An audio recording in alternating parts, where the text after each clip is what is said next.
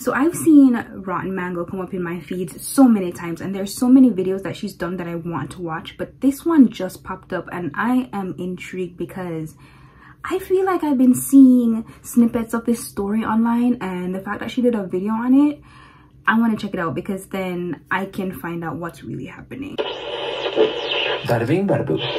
In 2016, in South Korea, a woman walks into the police station to report that her ex-boyfriend had taken explicit photos of her without her consent. She wants to file a formal police report.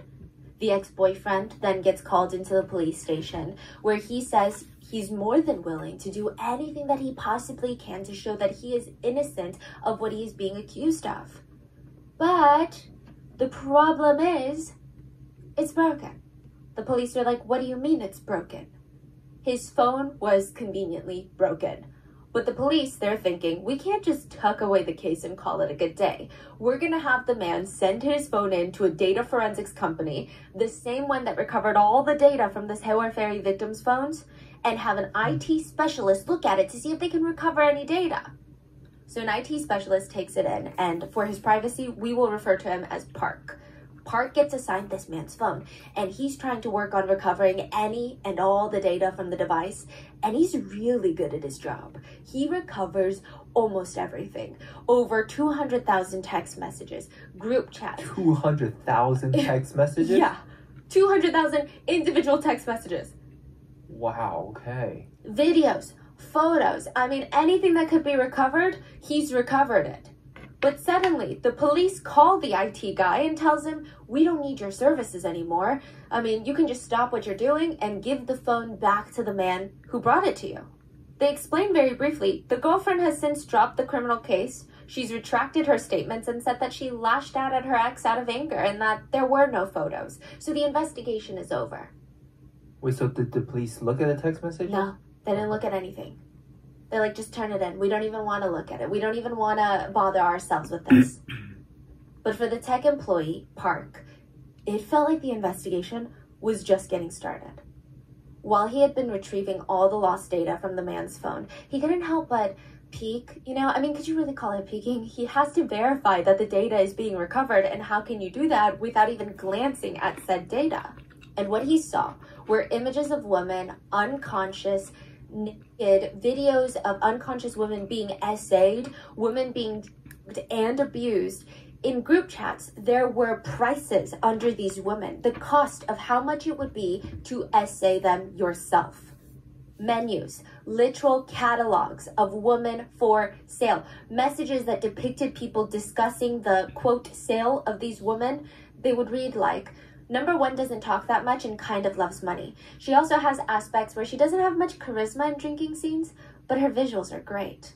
Number three, good visuals. She's bright. She's fun while drinking, but the negative aspect is she gets a little messy when she's drunk, but still a lot of charisma.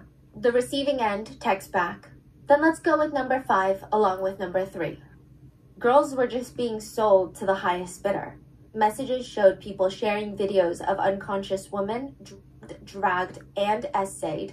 The receiving parties of these messages, they reacted to the videos as if they were watching a funny TikTok, something entertaining, not a literal crime. They would text things like, I fed her sleeping pills and assaulted her in the back, then in the front, then in the back again, and then I finished. People were responding, ha ha ha ha ha. Redacted, insert person's name, ate him. Some other people commented, the mouth on her is great. Wow. Another chat log showed a picture of a sleeping woman, and the friends responded, who is it? Her body is so freaking good. Another chat included a video of an unconscious woman being essayed with the text, who wants to watch explicit videos tonight? The friends responded, what's this? Is she unconscious? The sender responds, and if she is, send a video with an alive girl. It's because she's unconscious I can take these high-quality videos with flash. Someone else in the group chat responds, you her, hee hee. In another text they write, she doesn't even remember who she did it with, implying that the drugs they fed the victim altered her memory.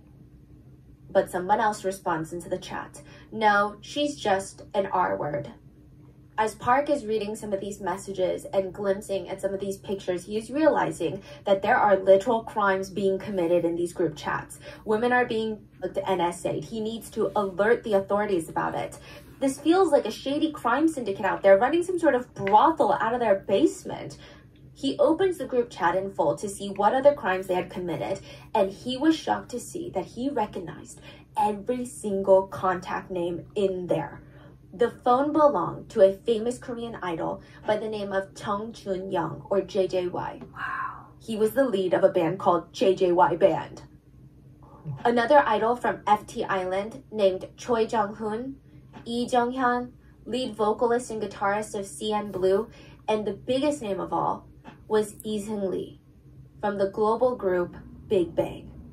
And these messages, they revealed a complex trafficking ring operated by some of the... Okay, this is my first time watching her videos, and she's just spitting, which I like, but this confirms, okay, this is exactly what I've been seeing in the news and stuff, but this is insane. Biggest names in the Korean entertainment industry.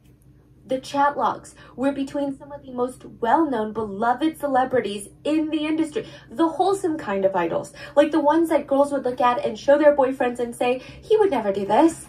Wow, in another crazy group chat, the idols joke about how 5 of them gang essayed a woman the night before a fan sign event.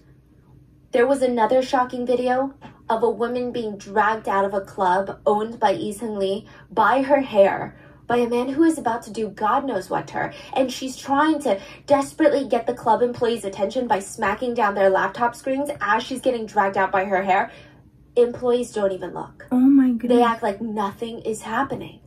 The video was spread through the group chat, and so was another one. Well, it's a text message, and this is the reason why the employee of the data forensic company could never go to the police with these messages. A text read, "I saw the messages between the Hyung and the police chief. They found out who snitched." And this is the reason why the employee of the data forensic company could never go to the police with these messages. A text read, "I saw the messages between the Hyung and the police chief. They found out who snitched."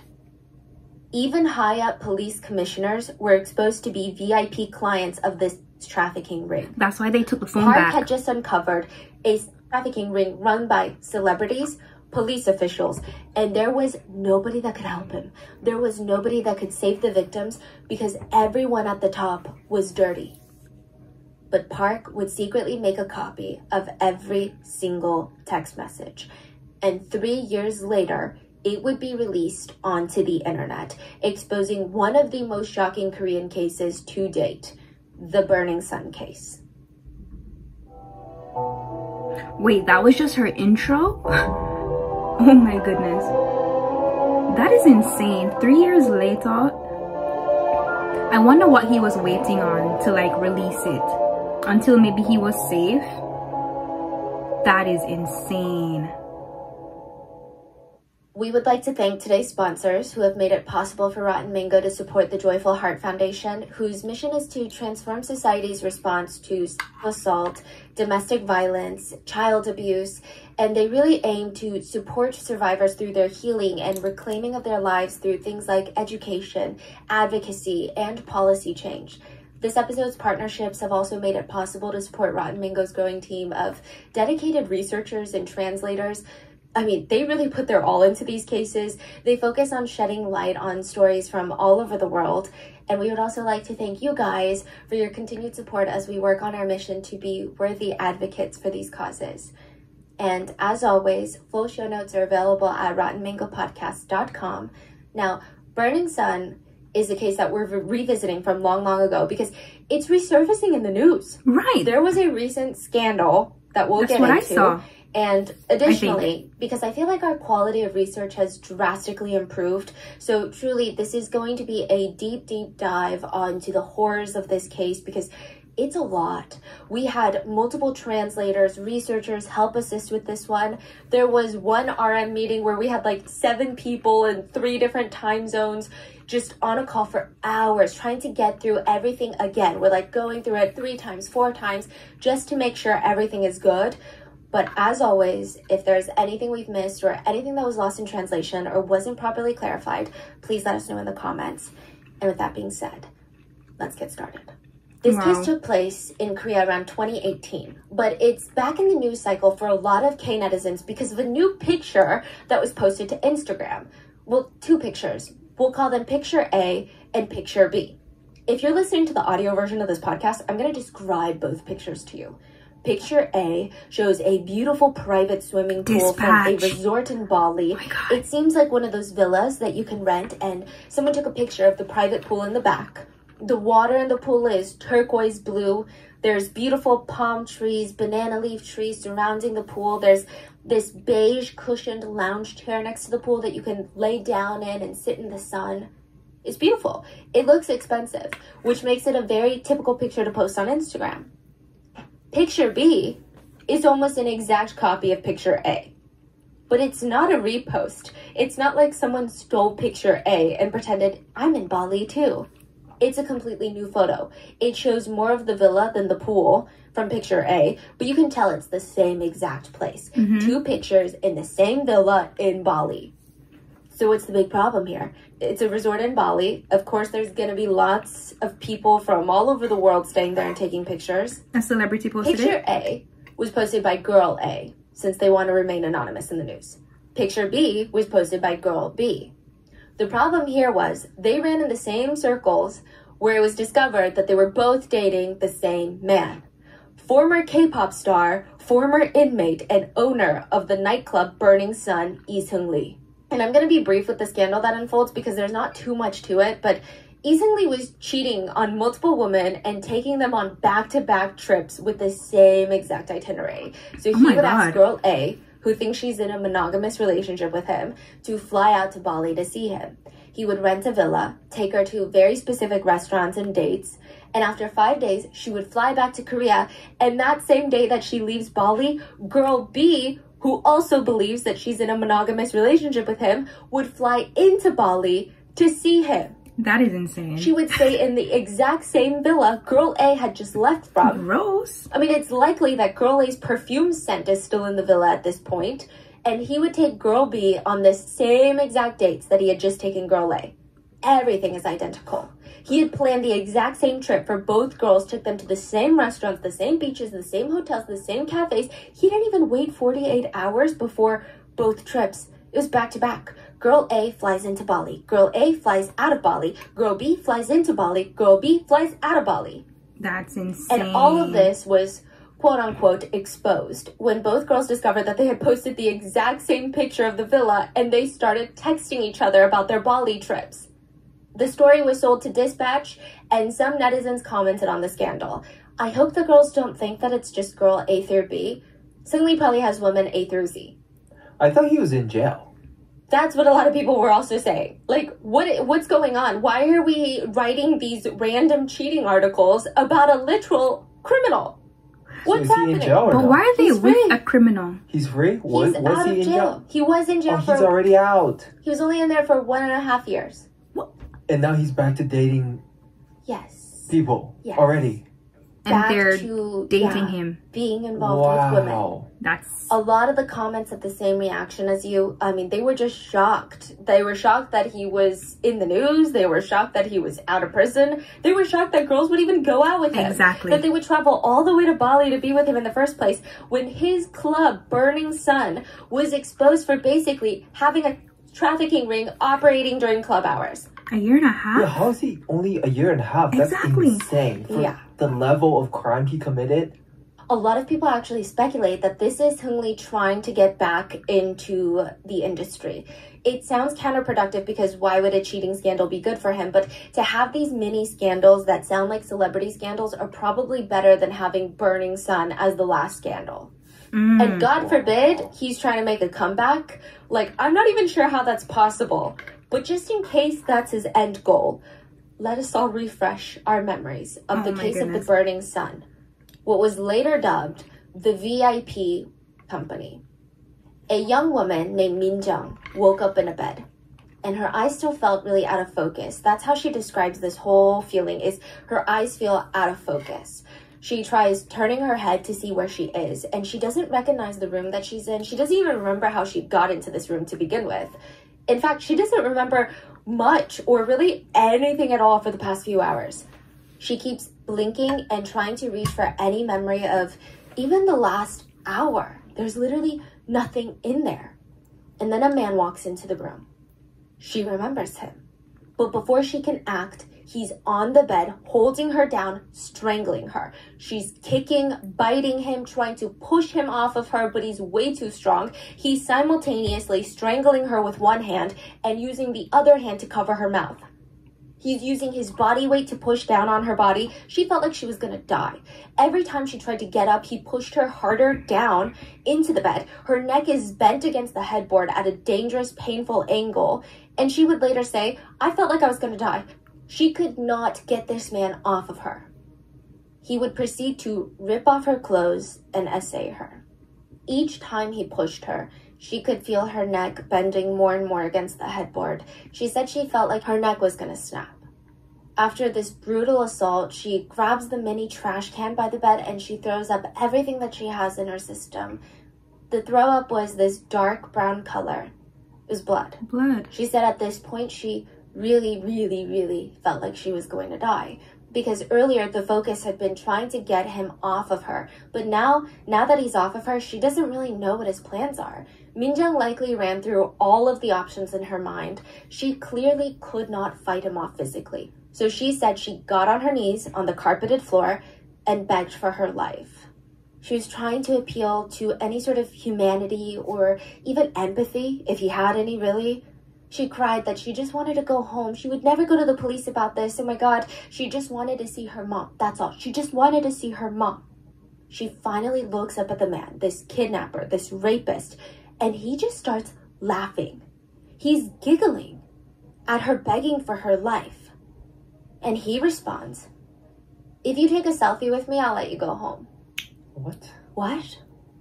Like evidence? He takes out his phone, turns on the front camera, grabs Minjung, and basically forces her to sit on him. Okay, now smile. Minjung doesn't really know what to make of this. Is he playing a game right now? Like, why would he want to take a picture with her? Was he really going to let her go? She said that she squeezed out a small smile, and the man kept his promise. He threw her clothes at her face and pushed her out of the room. She booked it. She didn't even wait to put on her clothes. She just ran down the hallway of this hotel building, out the main door, into the middle of winter in South Korea, middle of the night, pitch black. It's snowing. She's half barefoot, but she doesn't feel any of that. She's running towards the main road with her shoes and her pants in her hand, and this other hand is stretched out trying to flag down the closest taxi. She wants to get out of here and as far away from that man as possible, because who knows, what if he comes back? What if he changes his mind?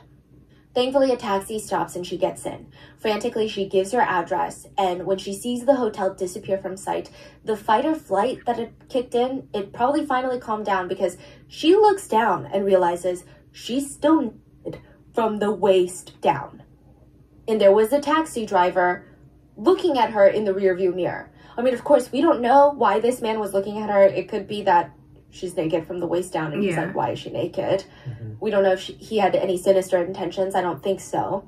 But she put her clothes over her lap, trying to draw the least amount of attention on herself from the taxi driver. She tries to take inventory of everything she has. She notices she doesn't have her phone, credit card, or her winter jacket. I mean, it's bad, but what's worse is that she's missing hours in her memory. She has no idea how she got to that hotel with the man that she was there with. After getting home, Minjung gathers herself as best as she can and goes to the police station. She reports the physical abuse and shows them all of the cuts and bruises on her body. She said she wanted a test. She knew that she had been, this had never happened before. Her memory had always been fine, but now she conveniently has a gap in her memory and ends up at a hotel with a man that viciously essayed her. No, this isn't right. She demands a drug test, and she knows that this is not only going to prove that he essayed her, but he drugged her in order to do it. This was going to convict him. It was going to get her justice. Put that sick man behind bars so that he could never do it again. Assaulting women, making them beg for their lives before throwing them out and onto the street. It was despicable. She's going to make sure that he gets put away for a long time. The drug test comes back there are notes in her system. That doesn't make any sense. Is it possible? I'm sure she could tell that the police were looking at her like she had lost her mind. She said, or did the police started treating her like she was a liar, like she was a criminal, as if she's just making up lies to get back at a man that she slept with. And she's wondering, why would I do that? I mean, women don't get anything good out of being a victim of a crime, especially in a place like South Korea where female victims are constantly shamed. Why would she make up this kind of lie? Because the man is Chavanos Ratakul. Let's call him Chav. He is a wealthy Nepo baby of influential Thai politicians, and he is considered a young businessman. Oh my goodness. But he's honestly just a Nepo baby. The police were asking Min Jung with these very patronizing looks on their faces, as if they had just caught a kid in a lie. Wait, so the police knew it was him? Yeah. What? She was like, I know this man. Let me give you the name of this man. I remember this man. They're like, are you sure it was really... I mean, we heard from witnesses that saw you guys at a club together and said that you guys were very close. And he is from a wealthy family. Are you sure that you weren't just interested in him? And maybe you went back to the hotel with him, did something that you're not very proud of. Min Jung felt like the police aren't even doing a thorough investigation. They just saw negative test, rich man being accused of... Must be some sort of gold-digging scheme to get money out of the guy. Min Jung is like, yeah, no, that doesn't make any sense. Do you have CCTV footage of the hotel reception? Because in the hotel lobby, I can assure you, I did not walk in there willingly. Technically, even if she did willingly walk into the hotel with this man, I don't think that means she wasn't assaulted. I just want to put that disclaimer out there. But she's trying to prove something, anything to the police so that they take her seriously. Which, you know, they really should have done in the first place. But regardless, they pull the CCTV footage and Min Jung is floored. It doesn't make any sense. She sees herself walking into the hotel with the man willingly. He's not dragging her. She doesn't even appear to be... She's walking normally, stable. She's walking at a leisurely pace. What the hell? Anything, she's almost leading the man. She's walking in front of the guy. She's having an animated conversation with him. She's seen on CCTV camera of the hotel lobby smiling at the man. How is this possible? Chav is Thai, but since he's the son of influential politicians, he's a celebrity back at home. The allegations followed him all the way from South Korea to Thailand. He did some news interviews where he completely denied it all. I mean, as expected. But he even reported feeling sad. Yeah, he said, I feel very unlucky to have been swept into a case like this. I'm innocent, and I feel that this is all very unfair. And as a way of proving his innocence, the news channels played the CCTV footage of the two of them walking into the hotel. He said, when I was going into the hotel, she followed me. She was 100% conscious. The CCTV shows it all. I didn't use any force or put her over my shoulder or carry her in. บอกว่ามันไม่ได้มีคดีว่าเราไม่ได้บริสุทธิ์นะแล้วก็เขาก็เตือนว่าคุณเนี่ยต้องระวังเรื่องนี้เขาก็หวังดี Min Jung felt like she was going crazy. She was being framed as this liar, accuser, manipulator, gold digger. I mean, they used a lot of eloquent words in the media news outlets, but they basically said she found out that he was rich, seduced him, took a picture with him because she was having fun, and now she's turned around and cried rape because she wants his money. So the photo was released. Yeah. And that became like something that, oh wow. Chav is like, look, we had a good time. She's smiling. Does that look like someone who's fearing for her life? Wow. Min Jung knew that she would never in a million years lie about something like this. And you know what? There was something odd about the CCTV footage. It wasn't her? Sure, at first it seems like she's happy to be there, but she has zero memory of it. And second of all, it's -8 degrees outside in South Korea. Where is her jacket? She remembers wearing a puffer jacket that night, but she's not wearing it in the hotel footage. So what is she wearing? Like thin, light sweater. Okay. So it's not her? Yes. Sweater. Okay. It's just very strange. She's an adult. No one just leaves their jacket out of even if you feel hot, you carry your jacket. Yeah. Where is her jacket? It just isn't something that she would do. So she keeps trying to piece together the events of that night, and it feels like there are just holes in her memory, as if someone had taken a scalpel and carved out a section of her memory, clean precision. She does remember, though, hours, long before the hotel. She was getting dressed up to go with her friends to the Burning Sun Club. None of them were really club goers like that, but they just wanted to see what the hype was about.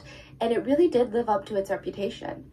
They walk in and the club is packed. Everybody's letting loose, enjoying themselves. Is this club still open? Those, like, stuffy, stuck-up environments where everybody is eyeing each other up and down.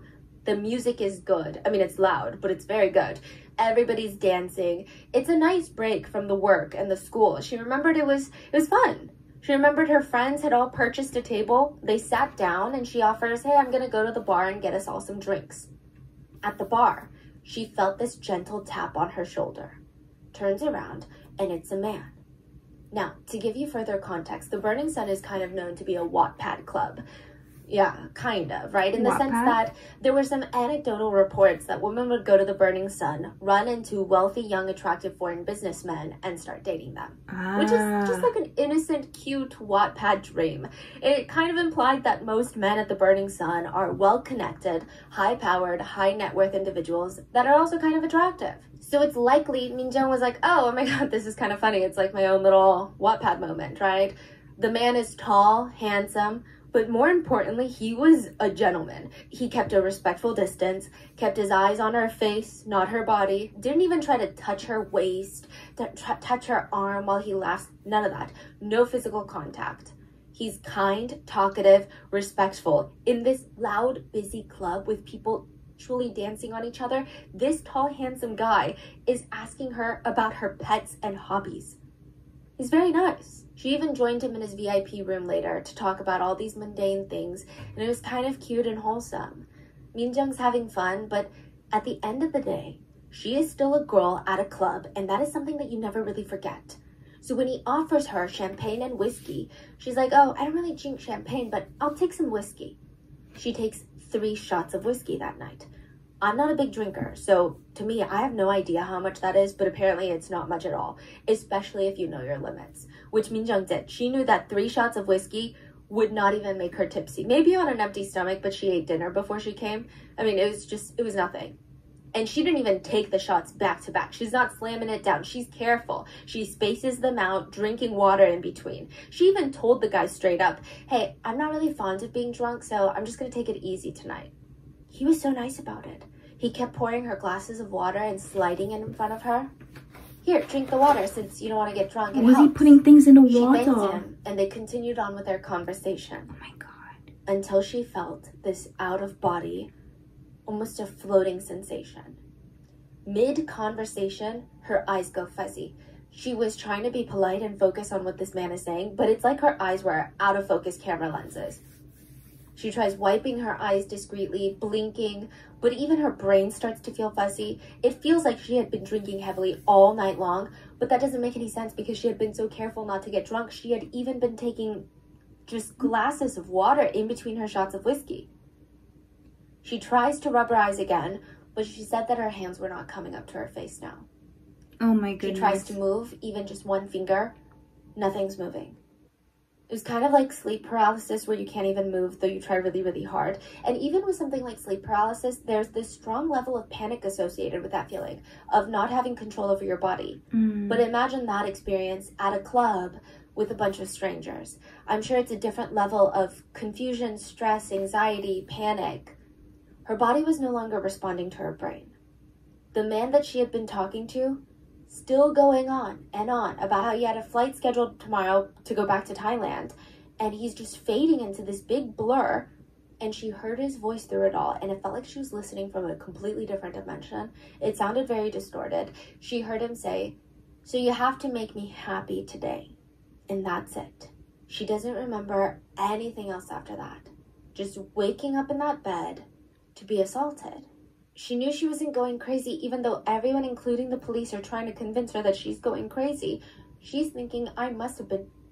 And she had a sneaking suspicion that something was in the water at Burning Sun. And water is a big business at Burning Sun. The employees of Burning Sun are incentivized to bring VIPs water, to procure good water and protect the VIPs' water and deliver good water to the VIP tables and rooms. Wow. If the employees were capable of doing that, some of them would make close to $8,000 in a single night from tips from VIPs. Wow.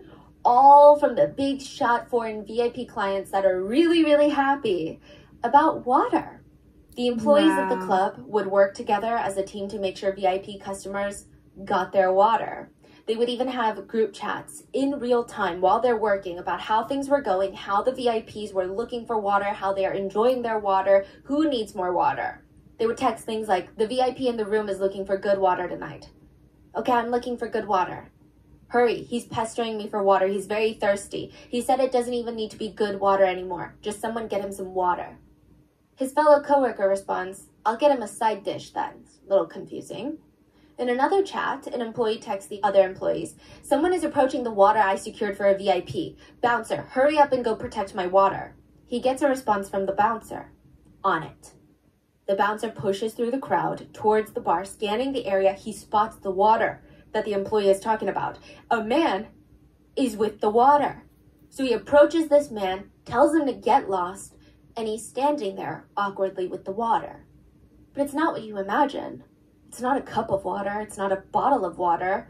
It's a woman. She's very pretty. She would make the VIPs very happy.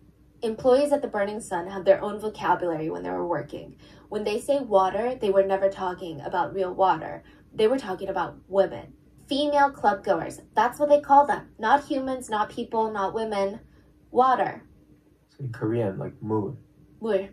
Yeah. It's like a phrase that you would use. If you go outside and you see a ton of pretty people that day, you might say something along the lines of, wow, why is the water so fresh today? That's a way of saying, wow, everyone is so attractive today. Because the slang is, the water is fresh, means the fish in the water is fresh and tasty. Water can refer to all genders when it's used in this phrase. Like when people say the water is fresh, it's not just referring to women. It could mean, oh, the guys are attractive, like everybody's attractive. Wow. Oh, okay.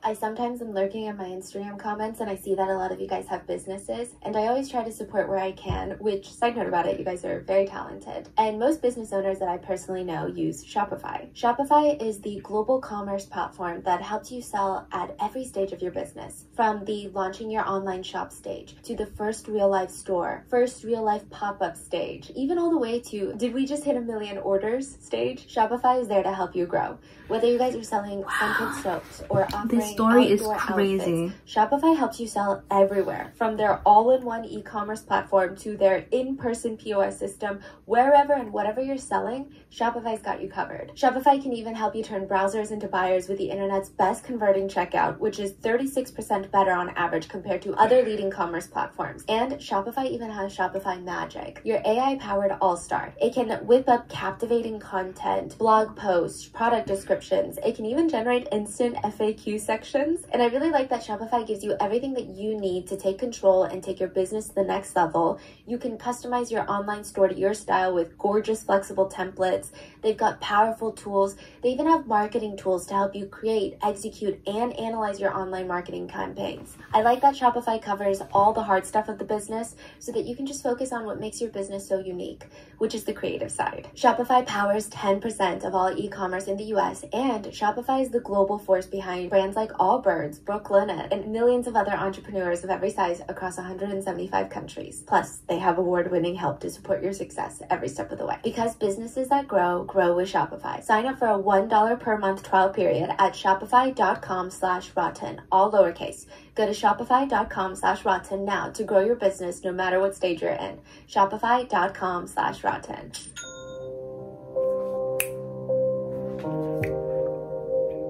But at the Burning Sun, water refers to women. Good water refers to very pretty women. And averagely okay women are just side dishes. They are not the main course. The goal for the employees at the Burning Sun is to survey the women coming into the club, pick the prettiest ones that would please the VIPs, get them drunk, them before the VIPs get there so they can deliver them to the VIP. The goal would be, she is beautiful, she is beyond the point of consent, the VIP is happy. Because now the VIP doesn't have to waste his time getting her drunk so that he can essay her. He can just go ahead and do whatever he wants to her illegally. VIP is happy, the employees get a big tip. That is the ultimate goal of the employees at Burning Sun, and nothing makes them happier than watching the little essay of a young woman. They would text videos into their group chat of VIPs R-wording unconscious women. They would text things like, look at the VIP room right now, they're doing it. They would text back, wow, it's true. From Burning Sun to Hong Kong. To go to Hong Kong means reaching the height during intimate activities. So if a weird Korean guy asks if you want to go to Hong Kong tonight, that much. He's not asking you to catch a flight with him for a spontaneous trip. He's asking you for something. And employees of the Burning Sun knew VIPs were more likely to tip them and come back if they were going to Hong Kong. But very few girls ever got drunk at a club to the point of not being aware of their surroundings or passing out. Or at least you don't do that without having friends that you can trust to not let you out of their sight. I feel like most girls know how dangerous that is. So it's up to the employees to get girls into that state quickly and discreetly. Their solution was dates.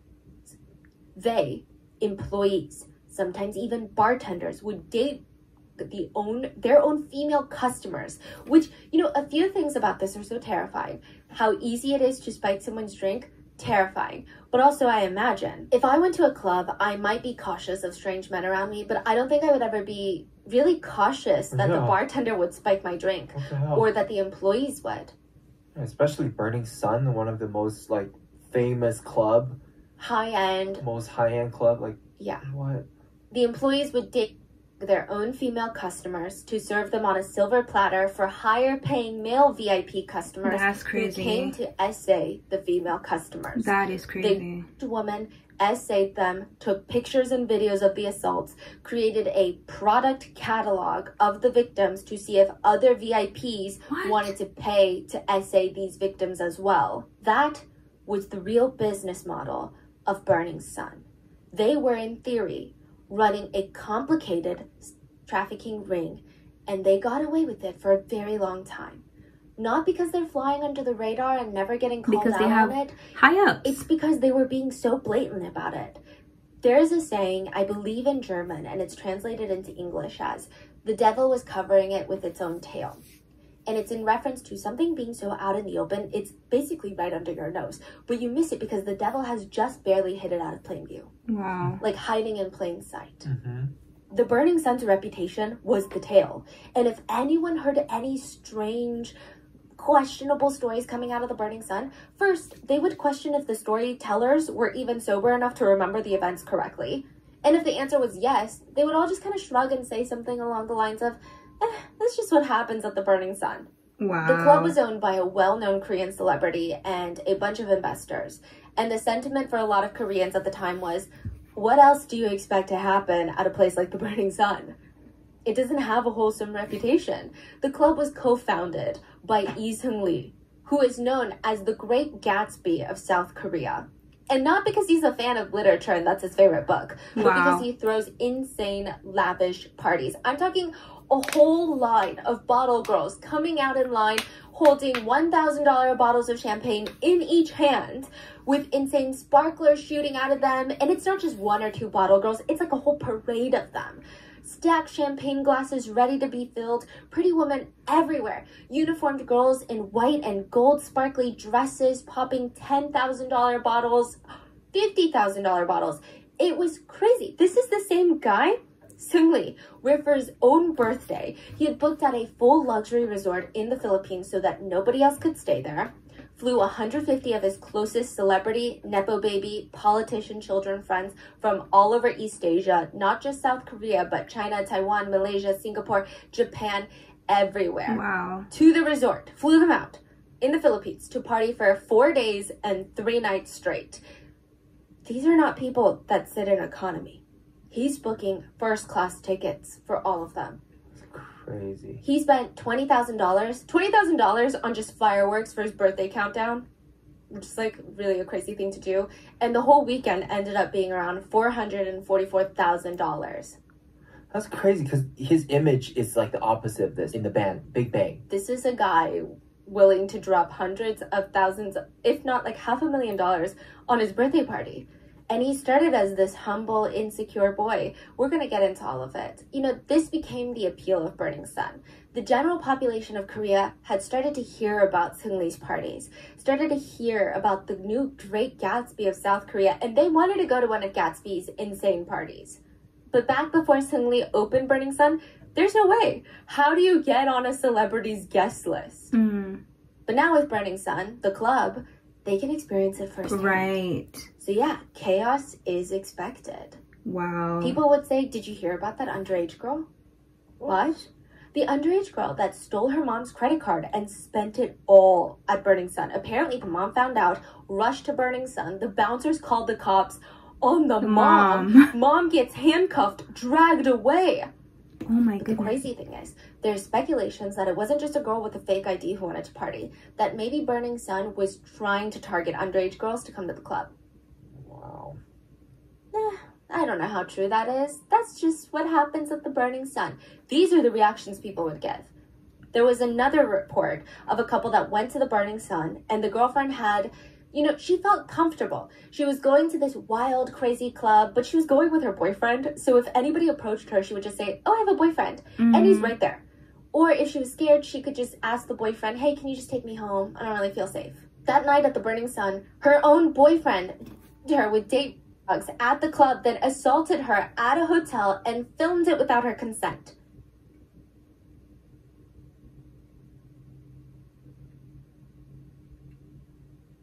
What is happening? That's true or? True. She filed a police report against him. Wow. The boyfriend claimed, my girlfriend consented to it all. We're dating. Of course she consented. She wanted it. She said when you're on GHB, the date drug, it feels like you're in a trance. You just do whatever you're told to do, and you kind of hear things, but then you have no recollection of anything once you truly wake up and snap out of it. You feel like a zombie, that you can take orders, but you don't remember any of that. But it's just what happens at the Burning Sun, right? How can they control what kind of boyfriends come in with what kind of intentions? But my question is, right? First of all, did the boyfriend know about this before going in? But why would you do that to your girlfriend? She's your girlfriend. And also, like, I'm now intrigued with this drug because is it that, like, it's undetectable, like, when you test for it after? Or is it that the police report that the girl, not the police report, but the drug test that the girl that reported her assault, is it that maybe they gave her, like, a fake one in the end and that's why they were like, oh, you know, nothing is showing up on the test? Like, that's what I want to find out, too. Then another story came out.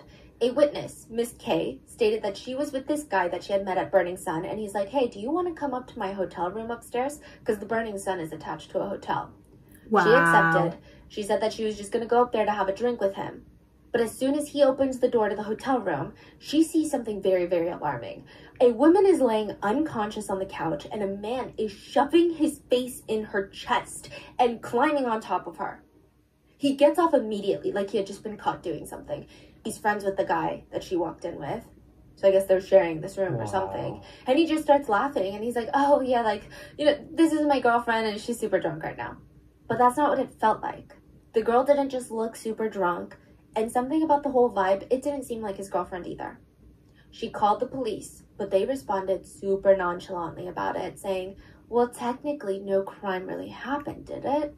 So once again, some people, including the police, were just saying, it's just what happens at the Burning Sun. Another story was of a girl named Sarah. Well, let's call her Sarah. Sarah said that she didn't really know too much about the Burning Sun, other than the fact that her friends would go to the club and come back with these crazy stories of how they felt so extroverted and crazy, and it was a blast, and how fun it was. And she's thinking, wow, this is insane. My friends are normally insane introverts that hate leaving the house, and this club is bringing them out of their shells. Naturally, she's curious. Drugs? She gets connected to a friend of a friend named Anna, who said that she had been a big party goer, and they formed this friendship. Anna offers to take Sarah to the Burning Sun since she had been there before. And Sarah has no clue that Anna didn't just go to the Burning Sun a few times. Anna worked at the Burning Sun as a runner.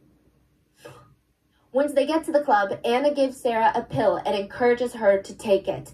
It was which is known to sedate, incapacitate, and cause short-term memory loss in people. Wow. It can also be used as a date drug, which an employee of a business befriending a young woman, lying about her affiliation with said business, and supplying the young girl with at said business, that sounds like it's been ripped out of some sort of trafficking handbook. But again, people were like, we don't really know the relationship between Sarah and Anna. And let's say an employee did that. She could have just been a weird employee that does, it's not representative of the club. And it's just what happens at the Burning Sun. There were other rumors that Burning Sun employees had undercover doctors to be around just in case a VIP or someone in the club overdosed on drugs, so that these doctors would be available to try and resuscitate so that no one would get busted for drugs. This is a very speculative rumor, so take it with a grain of salt. But later, with everything that comes out, it's not completely unbelievable. All in all these people that were coming out with... Why is this reminding me of the K-drama Celebrity, like that scene where they went to the VIP room and they were like doing that thing, and someone unalived, you know, in the room? Like, that's what this is bringing me back to. I wonder if that was like based on that club. Stories of the Burning Sun, they're getting brushed off. So of course, if the police, if their closest friends and family don't really take them seriously, why would they go to a bigger audience and tell the world, hey, something weird is happening at the Burning Sun? It almost became normalized for alarming stories to come out, and people would just laugh it off and say, Burning Sun is crazy. So let's talk about the business model of the club. The Burning Sun Club was attached to an upscale hotel. It's called Hotel Le Meridia. I'm trying to pronounce it in the French way. And both club and hotel are going to be linked in a really dark way later. Wow. Burning Sun's business model was that once those club doors open and patrons start flowing in, two separate business operations are going to be running at the same time. The legal operation and the underground VIP operation. The legal operation runs like most popular high-end nightclubs. Weekends, there are lines wrapped around the building. Every young adult wants to party at this exclusive nightclub. It became a lifestyle brand. Even if you weren't necessarily having fun at the Burning Sun, just by taking a picture and tagging it on your Instagram story meant that you were someone. Not everyone could get in, and that's why everyone wanted to get in. Oh. Of course, like other clubs, guys had to pay a cover fee to get in. But if you were a tall, attractive, young woman, you would get in for free. Side note, I'm not a club goer, so this doesn't really impact me either way. And I'm not saying that women shouldn't get into clubs for free. I think women should be allowed into a lot of places for free, like the boardrooms. Period. But we are a capitalistic society, and at the risk of sounding dramatic, if you are not the one paying, you are the product. A bunch of guys wanted to go to the club because they knew Burning Sun had high standards for women. So only the prettiest girls got in for free. A bunch of girls wanted to go to the club because they knew that in order for guys to enter, not only did they have to pay a cover fee, but Burning Sun also attracted a certain kind of man. And usually, if you saw a guy at a VIP table at the Burning Sun, that meant that he did very well for himself. And then, of course, there were just the people that were curious about what the hell was going on inside. So they're like, let me just go once. So within the first few weeks of opening, Burning Sun made around $1.4 million. Wow. After 6 months of being in business, their earnings doubled. And that's just the legal side of their business. I would imagine they're bringing in a lot more money. Probably like their 10 times the amount. Cover fees are a small source of the legal income. The main money maker for the club's legal business was alcohol packages, VIP tables. Burning Sun made the money spending experience fun and lavish. If you purchased an alcohol set for your table, beautiful women in short dresses would come with sparklers in bottles parading around you to let the whole club know that you just made a horrible financial decision. They had 5 main sets. The Heaven set, which included 5 bottles of champagne for $10,000. Continental set A, $50,000 for 80 bottles of Dom. 80, I don't even know. Wait, so the Heaven set is the cheapest one? The Heaven set is the cheapest one. Oh. Yeah. For $10,000. Yeah. That's Continental insane. Set B included 30 bottles of Jay-Z champagne, and it's $50,000. Continental Set C, 40 bottles of a different high-end champagne, $50,000. And lastly, the most expensive set was called the Mansour set. Apparently, it was named after the vice president of the UAE, who is known in Korea as a world-class rich person. That's what they call him, literally, a world-class rich person. His net worth is $30 billion. So yeah, I would say so. He is a world-class rich person. He's part of the royal family. Oh, yes. I see, yeah. The set comprised of 22 bottles, and it was priced at $100,000. It's alleged that Seungri made up the Mansour set for fun, thinking nobody's gonna spend $100,000, but people did. There was one Taiwanese businesswoman that would come in and blow $200,000 in one night. A businesswoman? Well, some sources report she's a businesswoman. I would say most sources report her to be the housewife of a businessman. Yes. Okay. She would later become an investor in the club and Seungri's bottomless purse. Side note about her, I don't know if she saw the future of the business, that's why she invested and spent so much time at the club, or if she just had a love for Big Bang. I kind of get the feeling that she's just obsessed with Big Bang. She would bring her luxury designer bags to be signed by Big Bang members. What the hell? It just seemed like she was a super rich fan. So we went over the legal alcohol menu for club goers, but in order to experience the full menu of the Burning Sun, you have to be a consistent VIP. This is going to open you up to a whole new world. When a VIP walks in through the door, first of all, they get a separate entrance. And if you spend around $10,000 a night, you get 2 guards to accompany you, and they are also kind of like your butlers. The employees in the club know when a VIP walks in, and they all cater to that person all night long, making sure that everything they could possibly want under the sun, they've got it. VIPs want to do drugs, even though it's highly, highly illegal in South Korea, no problem. There's a VIP bathroom at the Burning Sun where allegedly could be taken orally, but also through the vein if that's what the VIP clients wanted. Wow. Full service. Side note, a lot of these employees would spend their time working as merchandisers. This is a very important position at the Burning Sun. So most merchandisers at like most establishments, they need to keep inventory of the alcohol. Make sure the bartenders are giving top shelf alcohol for someone that orders it and keeping the house vodka to the house vodka orders. But there's another side of merchandisers working at the Burning Sun. And we're mainly going to be talking about them moving forward when I talk about merchandisers. They are there to provide all other products, quote, products, for the VIPs. The regular merchandisers take care of the alcohol, the food, the napkins, the crystal glasses for the whiskey. The VIP merchandisers Water. are almost like personal shoppers, personal concierges, butlers for the night. And they usually try to plan ahead for the VIPs' needs over the weekend. On Thursday, every merchandiser from the Burning Sun sends out text messages. The regular merchandisers will send out the weekend specials to the regular clients about imported champagne that they just received that's on special, or a new claw-footed bathtub filled with ice and champagne, or a new party theme with cover fee being slashed in half, or a new DJ that's going to be featuring this weekend. The VIP merchandisers will send out similar text. This week's specials are almost like a restaurant's weekly specials, catch of the day at supermarkets. But instead of promoting cover fees being discounted or alcohol sets being on special, they were sending pictures and videos of women. All unconscious women. They were naked and had just been essayed by other employees or VIPs. The merchandisers believed that these women, these victims, could be victimized again. So it's just a matter of which one the VIPs wanted. Under each picture or video of a girl was a price. To drug and essay the girl. They're selling essay. They're not even selling, they're selling. So they're gonna, what? Lure the girls back in. Wow. So they get their numbers, usually, the weekend before when they're, and lure them back in. And just like how the alcohol specials changed every week, the girls changed every week. The merchandisers would text the VIP, you can have this one, or how about this one? Or you can like this, a kind of playing like this. So they're referencing videos like, you can also do it like this.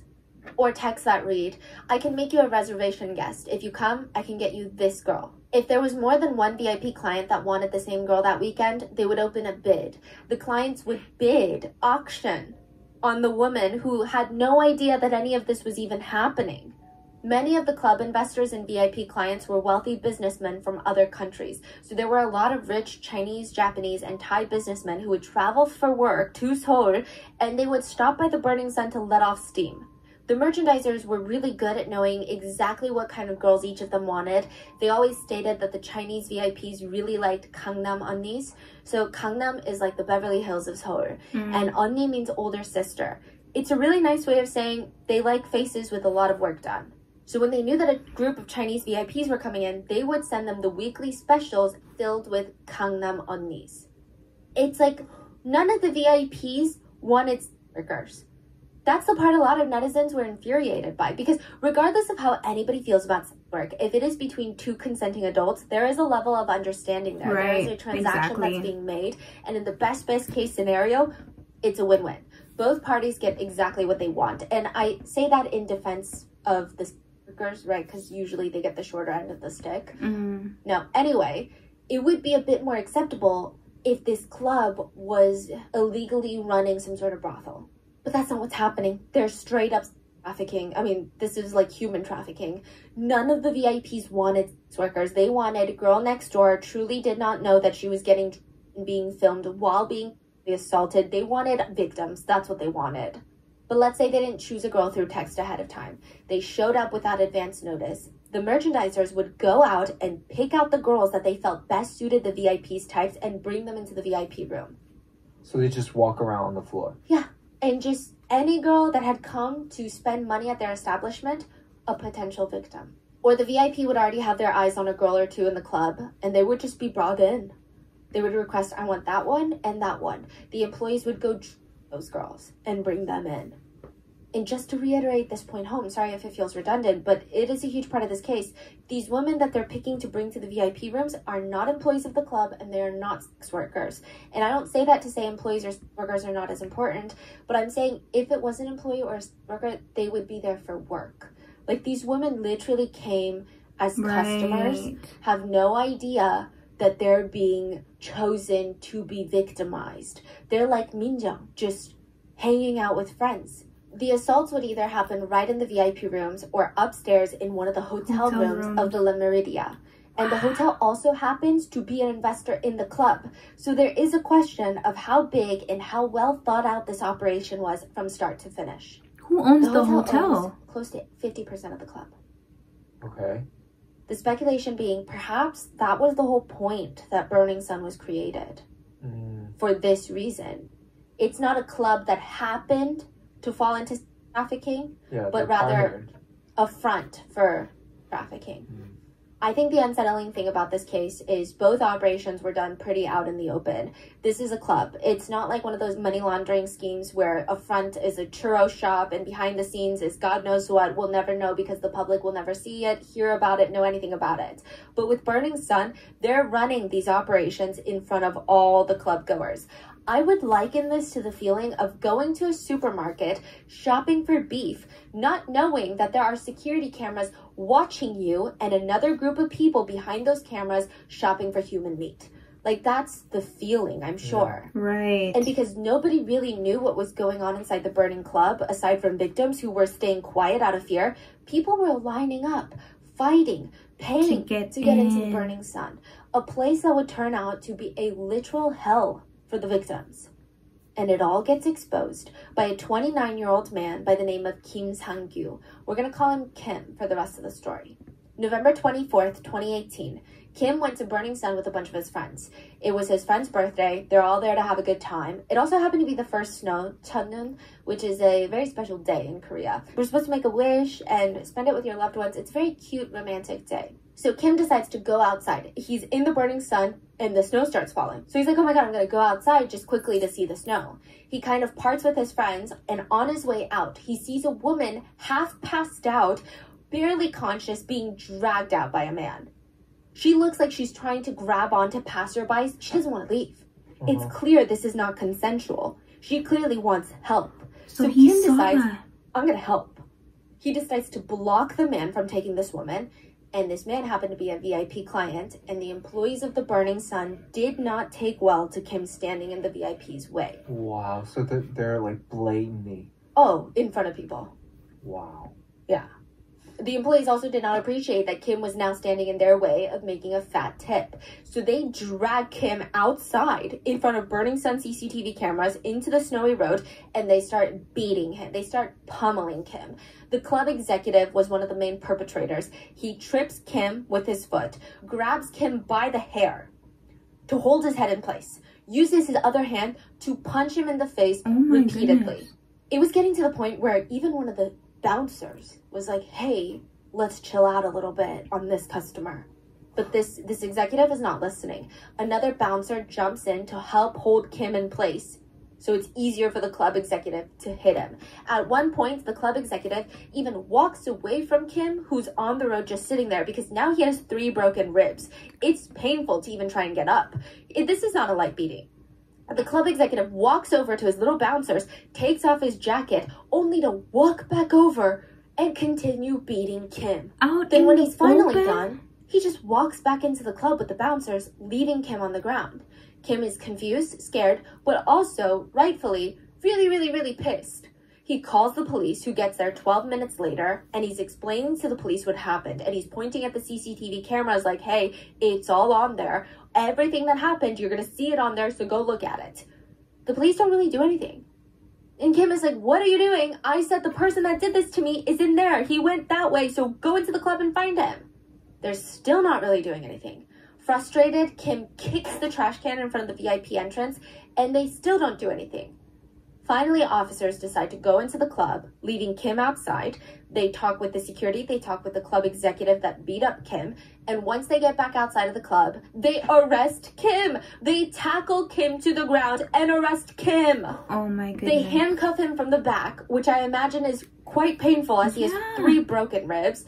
Employees are oddly seen helping the police arrest Kim, which is just really suspicious if you think about it, because Yeah, exactly. even if a client did something wrong and they're getting arrested on the premises, why would you help? Like, there's enough cops already. Yeah. Kim would state that as he's being dragged into the police station, the officers intentionally tripped him, and since his hands were handcuffed behind his back, he had nothing to break his fall except with his face. An officer tripped him? Yeah. He had busted his face, had a severe nosebleed. He claimed the police also kicked him and hit him several times where he had already broken his ribs. He had several broken ribs and they still refused medical care. He was seen at the police station yelling, "Seungri's club, you guys got money, they do hard, and they do money in there."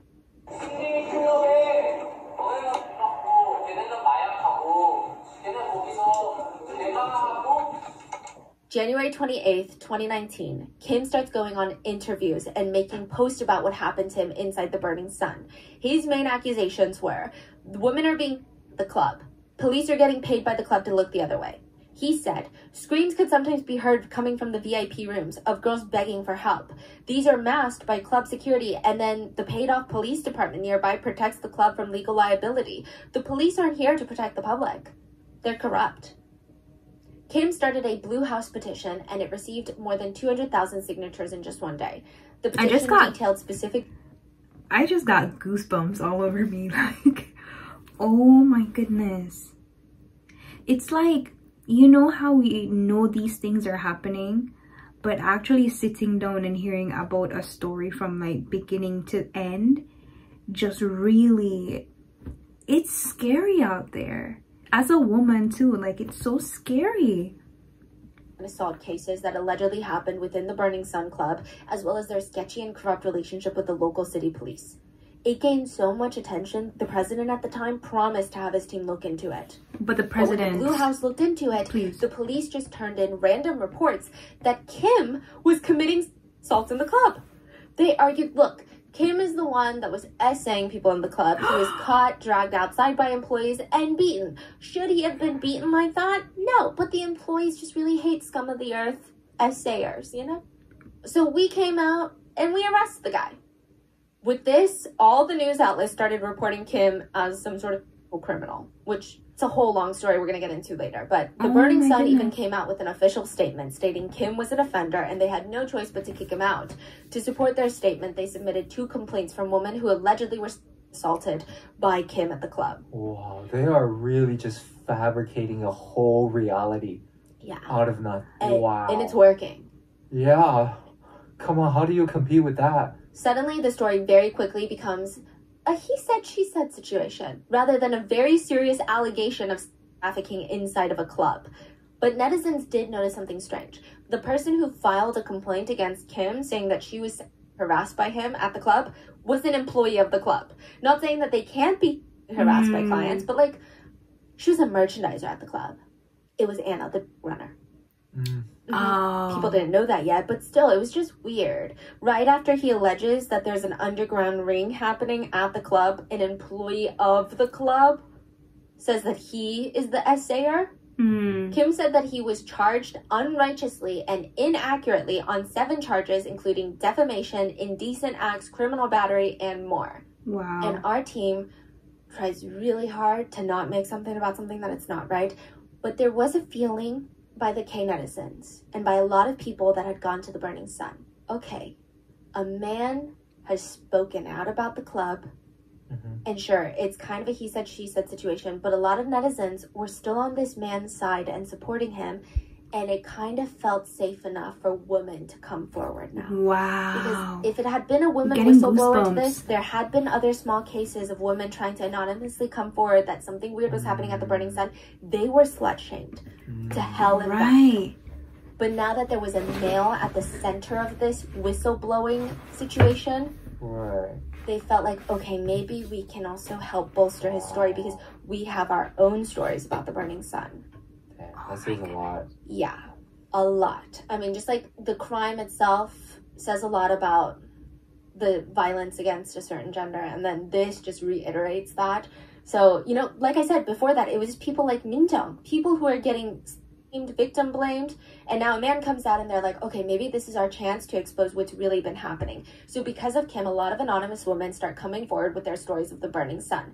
Many of these stories would confirm Kim's allegations of police corruption because many of these women reported their essays to the police and they did nothing. It was revealed that the most commonly used to essay women at the club was GHB. It's called Rupong in Korea. Well, at least that's what most commonly used slang for it. It is the most commonly used date drug even here in the US. It comes in a clear liquid form or white powder that becomes completely dissolved and invisible in liquid. It is odorless, tasteless, and colorless. There was a journalist who experimented by taking GHB herself under the care of a doctor. She was so loopy. She alternates from being passed out to being awake and like writing things on her hand and talking about her mom. She doesn't remember a single thing. None of it. But that's not the only damage. Long use of GHB can result in poor memory and even brain damage. If you take a lot while consuming alcohol, it could even result in death. The victim usually starts becoming semi-conscious just from one sip. It's like the lights are turned off suddenly. But it can't really be detected that well. It's often compared to a state of dementia. You can walk around by yourself, but you don't remember walking around. And everything feels separated from your own free will. At the Burning Sun, some employees would request to be brought zombies for VIP room 3, for example. They'd be like, okay, we need zombies in room 3. Because GHB makes the victims able to walk and talk, but they're not there. They're not making any decisions themselves, so they know that these victims are either entirely unconscious or their cognitive abilities are all heavily affected by the... So they know damn well that there is no consent that is given. And the worst part of GHB is that the basically untraceable. I mean, yeah, it's not untraceable, but it's not for long. That's what I thought. How the girl tested negative. Yes. So depending on the person, it can be completely metabolized anywhere between 5 to 24 hours of use. Meaning, if you go home feeling like something very sinister happened, you feel like, okay, I need to get my thoughts straight before I go to the police station because I can't walk in there and say, I don't know, something happened, I don't know. But by that point, they'd be completely out of your system. Wow. And you would be labeled as a flower snake in Korea. It's referencing a woman who seduces men, sleeps with them, and then wakes up the next morning deciding to sue them for money. In Korea, Wow. the drug is often described with this phrase, I did this action, but I don't remember doing this action. Which I think is a really good indicator of how hard it is in a place like Korea to prove that you've been and assaulted and have the police take you seriously. At this point, everything starts snowballing. It went from a man was being assaulted and maybe a single VIP was assaulting a woman, or at least trying to. Then it snowballs into no, they are running a trafficking ring and there are many, many women getting assaulted by many different VIPs and the employees are all in on it. And the big question on everyone's mind, which I don't know if it was the most appropriate question at the time, but it was, how much of this did K-pop idol Lee Seung-lee know about it? As one of the co-owners of the club, people wanted a public statement from him ASAP. Did he or did he not know that his employees were running a business at his club? Seung-lee's dad did an interview with media first, where he claimed Seung-lee was blindsided by all of this. He stated that his son had businesses everywhere, and he's still an idol after all at the end of the day. These businesses are not his main business. As much as he wants to be super involved at the Burning Sun, he just didn't have the time. And now he's super shocked and disappointed, just like all of you, the public. The dad said, and I quote, "There's too many speculative articles about this Burning Sun case. They're only taking the other side's story, and it's unfortunate that they're only focusing on that. Just because it's called the Seung-lee Club does not mean that my son was directly involved with the things that had happened." He would later go on to insinuate that the media just wanted to attach Seung-lee so heavily to the crime because it makes for a better story, makes for a better headline. The dad even went on to say that Seung-lee didn't even own the club anymore, and that he wasn't in a position to give instructions or give orders at the club. He had a CEO in place for that. So Seung-lee is not the CEO of Burning Sun, just a co-founder. His dad goes on to say, "I talked to Seung-lee today. He said his fans and everyone will want to hear an explanation. He sounded like he was having a hard time. He can't help but feel misunderstood." Wow. My son is not in a position to directly work at Burning Sun. He's rarely in Korea and he's busy with his ramen franchise. Yeah, he has a ramen franchise. And his solo concerts abroad. This time, I'm sure he really felt the burn. It's unfortunate. But last month, he received the 2019 Korea Consumer Evaluation Best Brand Award, but none of that was covered by the media. Instead, it comes out as if he's a criminal. His true intentions will be revealed through the investigation, but it's upsetting that even before the results come out, he's accused of doing hard things. He did a urine test because of this issue, and the results showed nothing was wrong. My son feels wronged. Fake news is being spread by the media. He's not a child that could hurt others. My son is having a hard time, especially because the media is making things up. My heart hurts too. Then Seung-lee did an interview of his own where he stated he never bribed any police officers or a police station. He stated even if he wanted to, he didn't have that much power. He was basically just a boy that sang on stage. He said that all he did was lend his name and fame to help the club gain more foreign fans and have more club goers come. And sometimes he would DJ at the club, but that was really his involvement in the club. He said, "I don't even know the financials of the club." He goes How on do to you throw not his know the business partner financials? of Yuri Holdings, the company that owns 20% of the club, that is co-founded by Seung-lee. So his dad is saying, Seung-lee, my son, doesn't even own shares of the company of Burning Sun. And that makes absolutely no sense, because if you're a part founder, like you just founded a business and you don't know anything about the financials, you aren't trying to get anything about the financials, like that does not make any sense. Like, who's gonna buy that? Technically, Seung-lee doesn't own shares of the Burning Sun, but he owns a company called Yuri Holdings that owns 20% of the club. Wow. And Seung-lee is like, you know, I heard that my business partner was talking about women and asking for women and trying to buy sex, and I tried to stop him, but he wouldn't listen to me, and I don't really hold that kind of power over a business partner, so there's nothing I can do if that's an adult, you know? Throws him under the bus. I was gonna Seung-lee promises to the media and to the public that he's going to do anything to help with the investigation, and he wants the truth out there as much as anybody else. Of course, their responses make the case blow up more, but on top of that, the business partner that he threw under the bus is actually married to a then very famous actress by the name of Park Han-byul. So he's like, hey, you know that actress? Well, her husband is like looking for workers. So of course the case blows up even more, right? Oh my goodness. But at least Seung-lee's fans are super relieved. They felt like, whew, we dodged a bullet. Seung-lee is still good. He's still the guy that we know and love. Other people doubted that. They thought Seungri knew exactly what was going on. Of course. He's the Great Gatsby of Korea. And just like the Great Gatsby, Seungri has a raging inferiority complex. Wow, that's insane. This is insane. The holiday seasons, I usually get a lot less sleep, but I am solely energized through peppermint flavored sweets and sparkling decorations, just running straight on the vibes.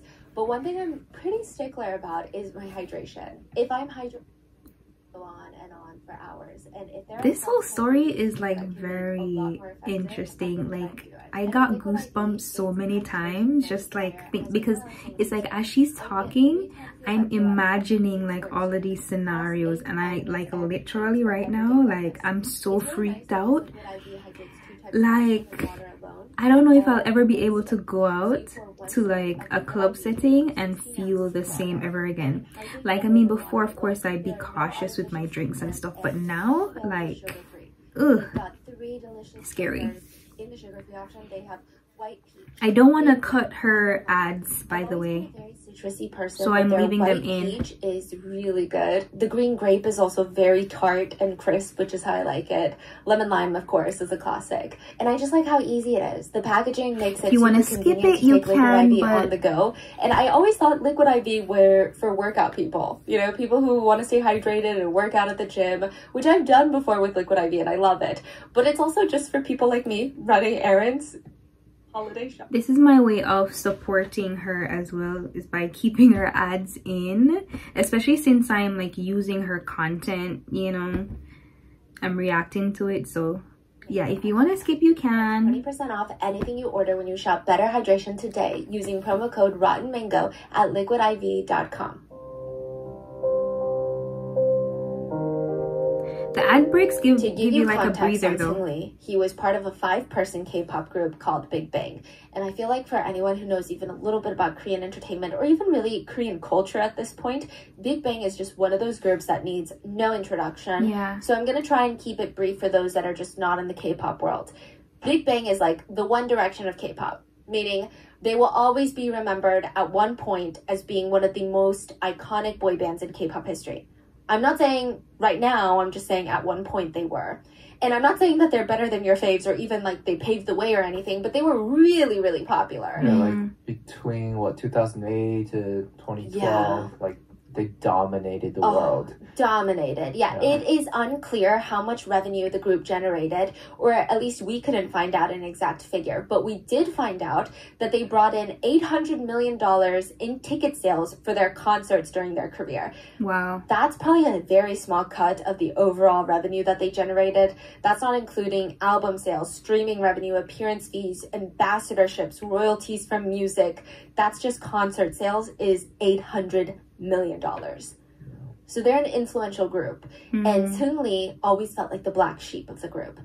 It's pretty evident in hindsight that he had an intense inferiority complex while he was part of Big Bang, and it does seem like there were a few pain points for him. Seungri applied to be a trainee for the K-pop group that would be later Big Bang.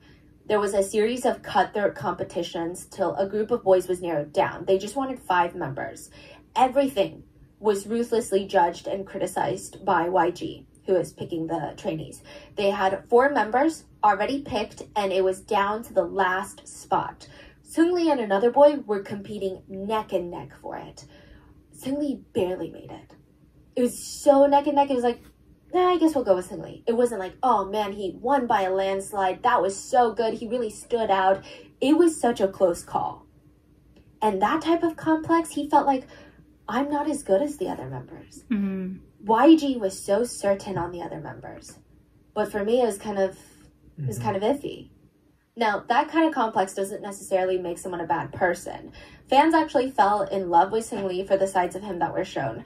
They remember during the early days of Big Bang, there were reality shows that they would do that showcased what their lives were like as trainees, and they would all be crammed together inside these very not-so-great apartments that the company was paying for. They would have to clean up after themselves after training and dancing for like 18 hours a day. And Seungri being the youngest of the group. In Korean culture, that means he has to do a lot more chores than the others. He has to do things like wake everyone up, which is harder than you think. The oldest of the group, Top, he refuses to wake up, so it's standard to see Seungri go into the kitchen, grab pots and pans to bang together, to wake up his Hyung. Another member would start vacuuming the wall on top of Top's face to try and wake him up because he's just, I guess, a heavy sleeper. And it's kind of like a heartwarming moment. It's relatable, it's funny, and considering how young the boys were at this point, it was endearing. But Seungri was always being compared to his other bandmates. I would say I remember, and this is just from memory and not research, G-Dragon, Top, Taeyang, like, they had so many stans from the people that I knew personally. Seungri just didn't really have a lot of stans from what I remember. Yeah, because I only recently learned about Big Bang like within the last year and a half, and I only really know G-Dragon and Taeyang. I don't remember how his name is spelled, but she just said it. Yeah, those are the only two I know. Did seem to get a good chunk of hate comments. People joked they didn't like the size of his head, that it was really big. They also said that his legs were too short, and that other members were very good looking, but Seungri was had a relatable looking face, they said. He said he especially didn't like the comments about his head because, and I quote, "It's not like I can get a head reduction." But even that moment is a good example of why a lot of people started to stan Seungri. He seemed like the underdog, and he was not shy to show that he was vulnerable, and he wasn't like trying to be like, "I'm actually really good, guys." He was embracing it. He's like, "Yeah, I am the ugliest of the group, but what am I gonna do about it, right?" He said he was always anxious about never having enough money, and he said G-Dragon earns extra money from songwriting and rights to the copyrights of their songs because he writes a lot of their music. Top does acting in movies and dramas. Taeyang does solo albums and concerts. Seungri said that he was anxious because all of them were so diverse in their earnings and their income, and he said, "I am making, quote, 1% of what G-Dragon is making." Wow. Wow. And like a lot of people with a potential inferiority complex, he starts overcompensating. It felt like he's desperately trying to make something work. And I just want to make it clear, I'm sure his idol life, like a lot of idols, if not every idol in South Korea, is cutthroat, is hard, potentially miserable and rough. But from what we can tell, the man is not starving. He's not paycheck to paycheck. So when he's saying I'm making 1% of what G-Dragon is making, he's not out here working a restaurant job after his training. Like, he's doing he's fine. talking about what, like, at that point, if Top is doing acting and solo, like, they are already popping at that point. Like, he's a millionaire. He's killing it. Like, as a part of Big Bang, like... But he kind of made it his personality, and a lot of fans felt bad for him. But it's I just want to preface, we don't need to feel bad for him. But his image at that point is just like this soft, good boy, like very like little, very soft energy. People love it. People loved him. Yes, nice guy image. Yes, he said he just wanted to keep up with other members, so he learned English, Chinese, and Japanese. He opened up one of his first businesses, a training camp for idols. A lot of big names came out of there. Lot of big names. Wow. Huh. So he did a training camp. Huh. I was gonna list some names, but I don't even want them to be like associated with Seungri. But like a lot of big names came, and they don't even know like Seungri, and they're not connected with anything that he did. But just in case. Wow. But yeah, lots of big names. Closed down after a few years because one of the teachers had gotten romantically involved with a student. Not a good look.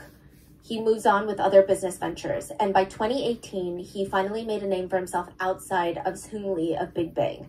He was hosting multiple talk shows, going on TV shows, acting in dramas, doing promotional activities for YG Entertainment. That's the agency that created Big Bang. He calls the founder of YG, Mr. YG Entertainment himself. He calls him Appa, which is dad, because how close they are.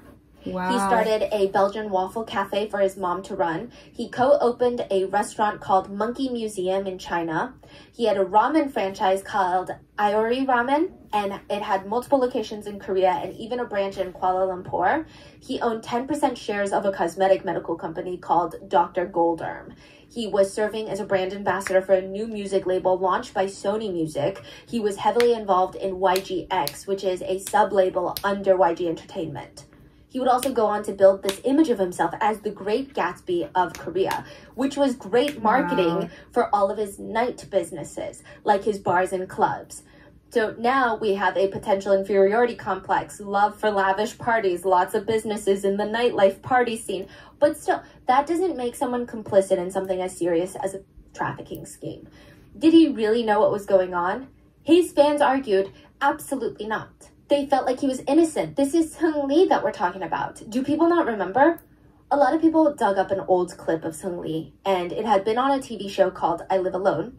He was talking to another actress. It's a reality show. They're sitting there talking, and the actress recently had a baby. And out of nowhere, she asks Seungri, I can give you some if you want. And he's like, give me what? The soap I use. Breast milk soap. And Seungri looks very shocked. Oh, what is it made from? It's soap made from a mother's breast milk. Seungri puts his cup down to take a few seconds to gather his thoughts.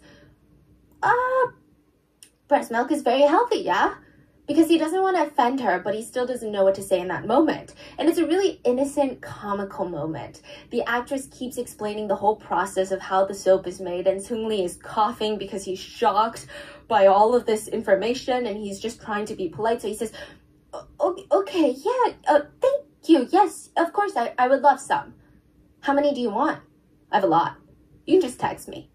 He's like basically about to throw up some water if he has any in his mouth, and he's text you to ask for the breast milk. It seemed like the actress was genuinely having a fun time shocking Seungri, messing around with him. And Seungri comes off super naive, super innocent, super polite. So fans are like, you're telling me that this guy that's shy when someone offers him breast milk soap is a brilliant mastermind behind a trafficking ring? Breast milk boy? You know what it means to bomb a chat? Usually friends will start group chats on Kakao Talk, which is like the WhatsApp or WeChat of Korea. Right. And when they're done with the group chat, or if they've said enough inappropriate comments or told enough secrets on that group chat, someone will text, blow up the chat. One by one, the notifications come in. Blank left the chat, blank left the chat. And once every single person leaves the chat, everything in that chat gets automatically deleted by Kakao. So it's not like you can leave the chat but still see what's in the chat. It's gone. The chat history deleted along with any videos and pictures sent into the chat. When the Burning Sun group would feel like the chat had gotten a little too incriminating, when they had texted too many pictures and videos of unconscious women, when they had talked about too many VIPs essaying unconscious women, they would periodically text out, bomb the chat, blow it up, which helps with making sure that if someone's phone is ever taken in by the police, if someone's phone is ever lost, they might see the current group chats that are probably very incriminating. They won't see years and years of incriminating activity. It's almost like an insurance policy to everybody in that chat that they were going to at least cover their asses. And it was in everyone's best interest to bomb the chat, to delete it. So they thought. JJY was part of these group chats. And some quick context to JJY, he's what they call a multiplayer in Korea. He's a singer-songwriter TV personality. He's known for having this wild, fun personality, so a lot of talk shows love him. He's also very, very good at singing. He never left the chats. He was part of all the Burning Sun chats. He was part of every single Seungri chat about unconscious women, selling women, bidding women. He never left it because he felt so sad to part with all the amazing pictures and videos of women being victimized. So he always pretended to leave the chat last. But the truth is, he never left any of them. He kept each and every single one.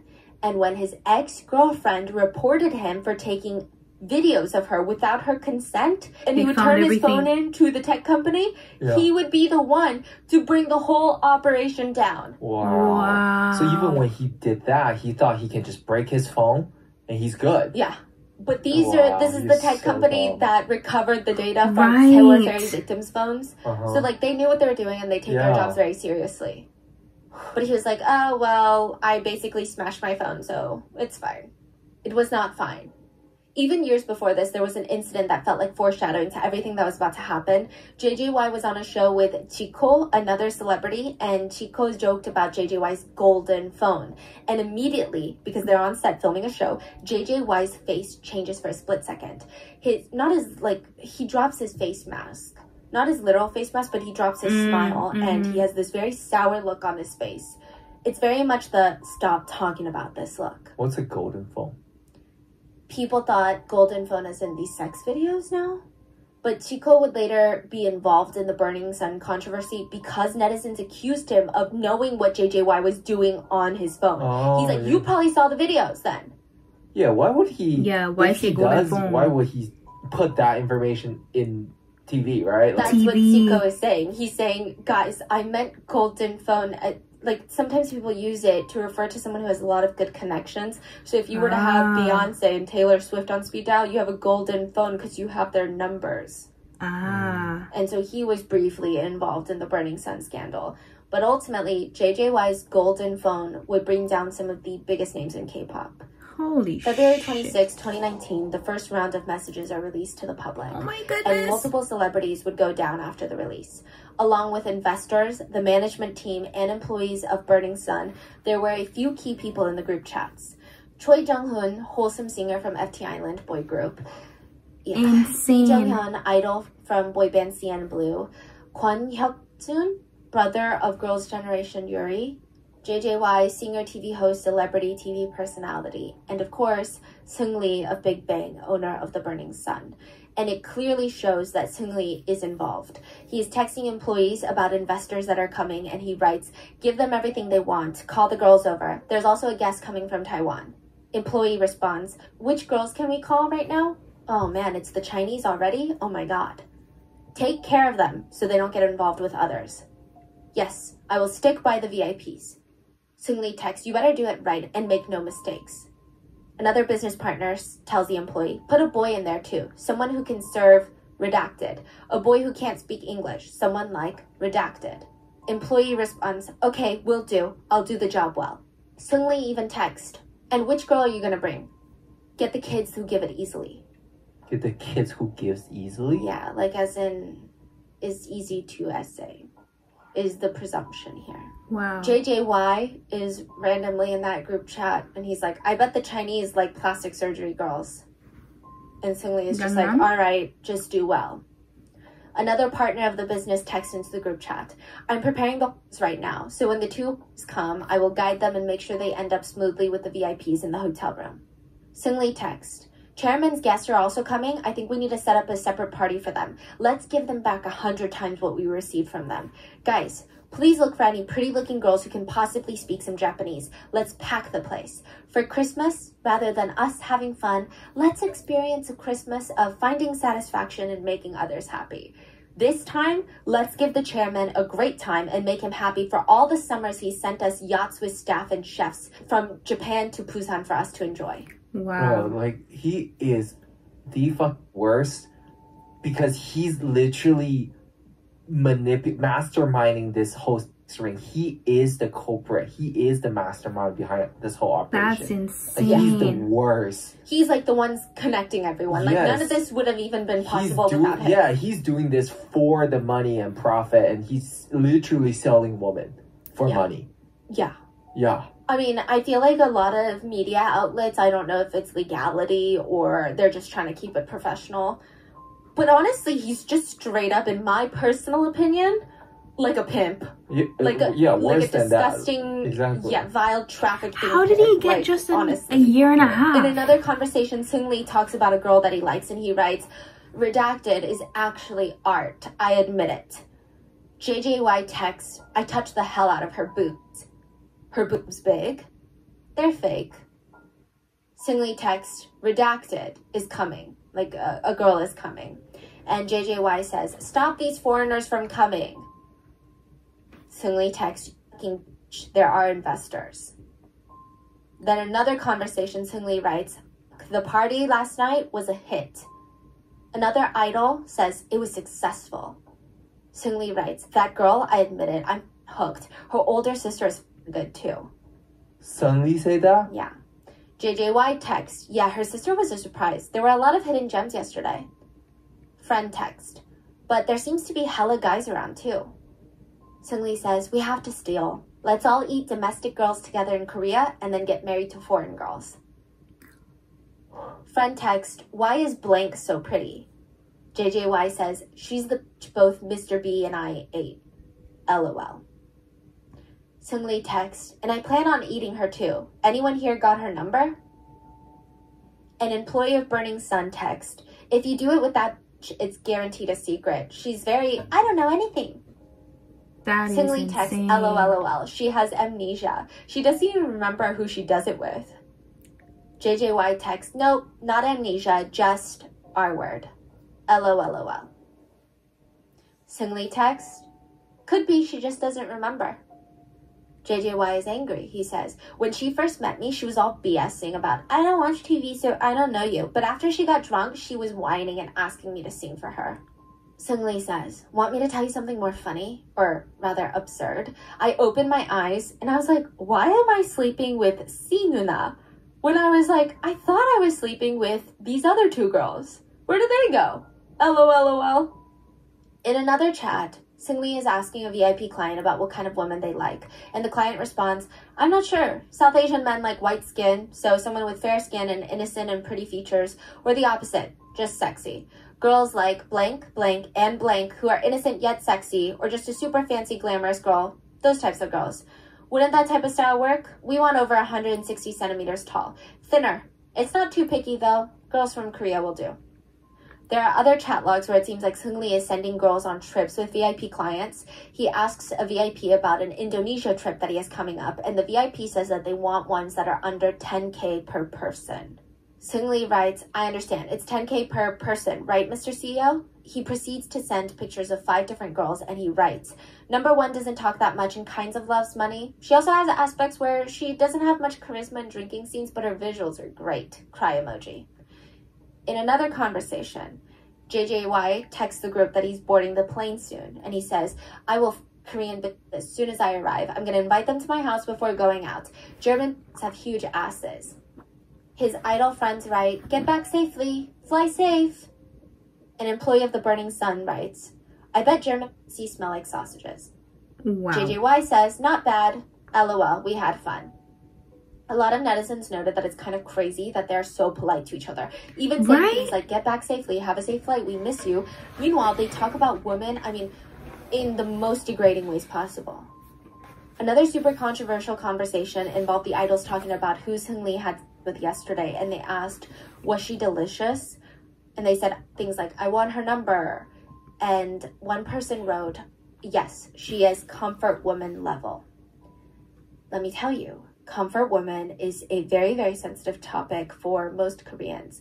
It is, aside from the crimes, the most horrifying comment that was found in the group chats. Chinese too, it's a huge problem. Yeah. So to give context, comfort woman was one of the worst atrocities that the Japanese government committed towards Korean and Chinese women. And a lot of the victims, so when Japan colonized Korea, along with various other countries in Asia, so I don't believe that it was just Korean and Chinese, they promised a bunch of women from all these different countries, but we're just talking about Korean women here, that they could work in factories to make just enough to barely survive. They're like, you can barely get by, and you can maybe feed your kid. But because these women had no other choice, nothing else, they were basically forced to agree, not knowing that the Japanese government never intended them to work in factories. They were actually forced into trafficking. They were locked up and made to be assaulted by Japanese soldiers every single day. Oh my goodness. Comfort women have come forward to say that they were essayed at least 30 times a day. Oh my goodness. While they were held captive. I could go into further detail, but it's very, very depressing. They were impregnated, they contracted diseases, they were experimented on, tortured. So the topic of comfort women is highly sensitive, additionally because it's not really something that happened long, long ago to multiple generations before us. Many of the comfort women, the victims, were elderly women in Korea. I believe the last few are still alive. Many of them have since passed. But they have yet to receive an apology from the Japanese government. And a lot of the tensions in current time between the Korean government and the Japanese government, not to get too political, this is one of those things. Many Korean citizens want apologies for the comfort women before they pass on. And the Japanese government has refused to acknowledge their crimes. And here we have the Korean faces of the entertainment world making fun of comfort women and recreating the tragedy. That's so disgusting. Even if we take out the literal crimes committed in the group chats, even just the way they talk about women, while they have a predominantly female audience as idols, is despicable. It's filled with crude, emotionally violent, disgusting comments and jokes. And side note about the messages being released, some people hate the tech employee for not turning in the text sooner. They state that if it were them, they would have turned it in sooner. And that could be 1,000% true, especially as a woman. I'm like, yeah, maybe I would have turned it in sooner. But it's life. Police corruption is really bad anywhere, and in Korea it's the same. There were already strong indications in the data that the tech employees saw that high up police officials were involved in the trafficking ring, if you will. So what would you do? Go to a different officer? Yeah. What if they all answer to the same person? How do you know that person's immediate boss isn't involved as well? And in Korea, when you mess with the police as a normal person, you might be ending your life right then and there. Exactly. They could easily get you fired from your job. They could get you outcasted. You could lose everything, your family, your livelihood. You would be on the street, and guess what? Burning Sun would probably still be up and running and victimizing people. Yeah. And in Korea, defamation laws are honestly dumb. Like, they're not even defamation laws. So in the US, defamation is when someone knowingly states a lie about another person, claiming it to be a fact. So the basis is you are lying about someone else and you're not allowed to do that, which makes sense. In Korea, it's even if you tell the truth about someone, and that someone doesn't like what you said because it hurt their feelings or hurt their reputation, they can sue you for defamation. Wow. Which a lot of people in Korea even think it's very goofy because that's not really even the definition of defamation. Exactly. But here we are. This employee could have been sued to the point of having nothing but the clothes on his back because they're not even dealing with one celebrity or one rich business owner. They're dealing with a whole roster of them. All cozy with politicians and police. What chance does this tech employee stand? Yeah. And even if they went through all of that, the Burning Sun could still be up and running. Yeah. So I don't know if I would sit here and say, oh my gosh, well, that person is messed up. I do think it is frustrating that they sat on the information for 3 years while people continue to be victimized, but I think that there's so much cultural, societal nuance that goes into a decision like that. And I think that we could technically all sit here and be like, I could never do that. But I don't know. I guess it's like how powerful are these people? All of these people combined, and who can he go to? Like, really, you don't know. It seems like all the people in charge are in on this. And technically, he committed a very big crime by keeping the data. Yeah. So he broke the law as well. Now, I will say that when he finally did turn in the evidence after the whistleblower Kim, so he saw that and he was like, I think, you know, along with all the other anonymous women that were coming out, he's like, I think this is the time that people would actually listen and not think that these are fake. He was very smart. He hired an attorney who was also very smart, and they decided instead of handing it over to the police, who were foaming at the mouth for this, they handed it over to the Civil Rights Commission office, and that is how a lot of it became public. Because the police would have never made this public. Right.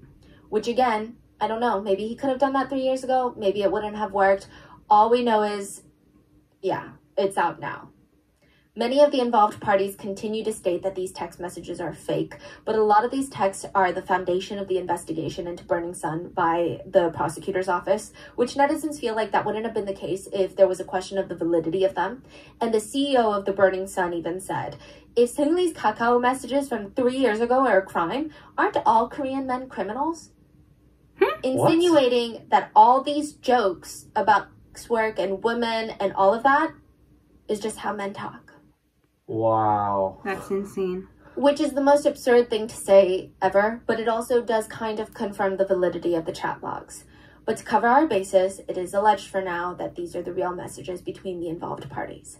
But naturally, netizens had visceral reactions to the released alleged messages. A lot of fans were devastated that they supported someone like this. There were even chat logs that described how JJY and 4 of his friends took turns on a victim who was bugged.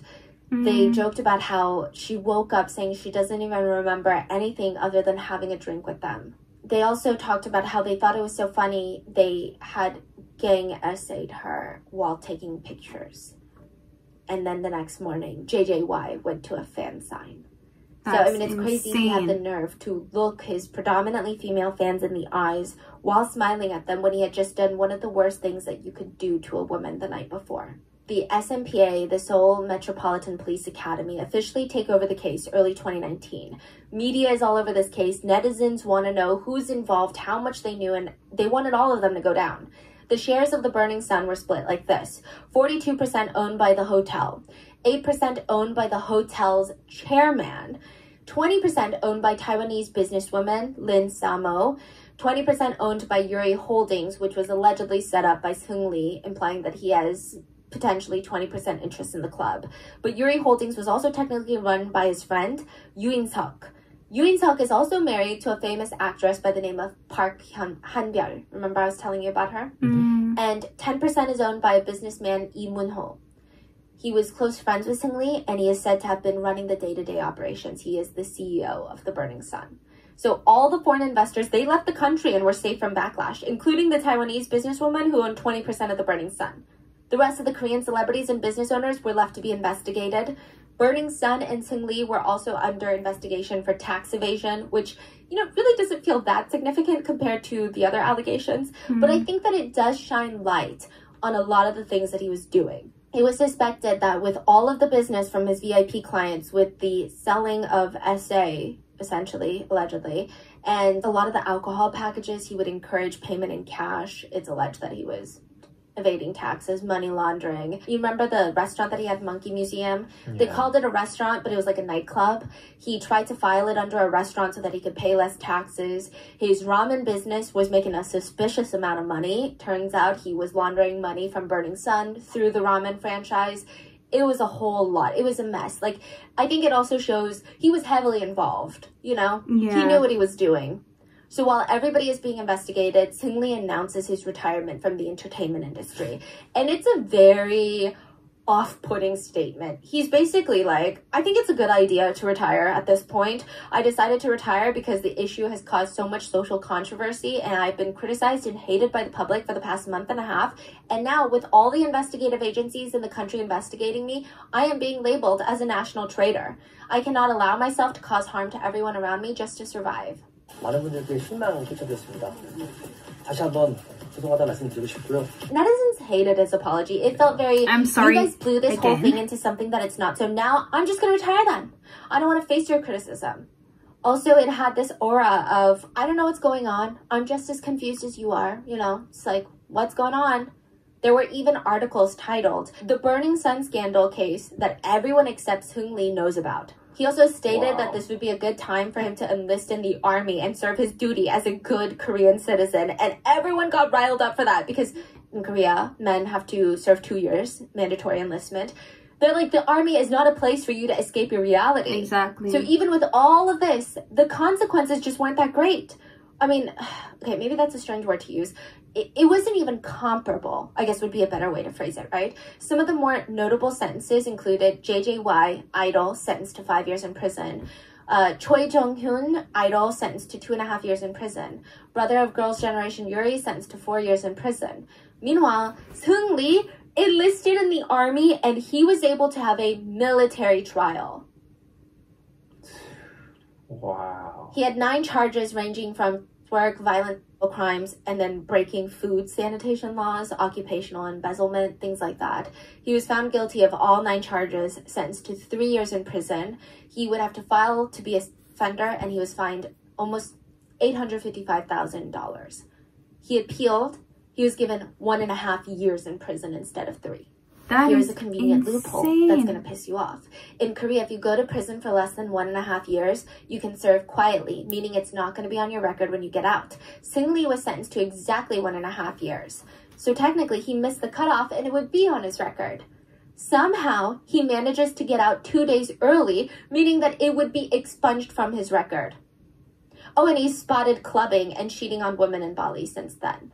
It's on the record now. Like, we're not gonna forget about that. And so he has fans.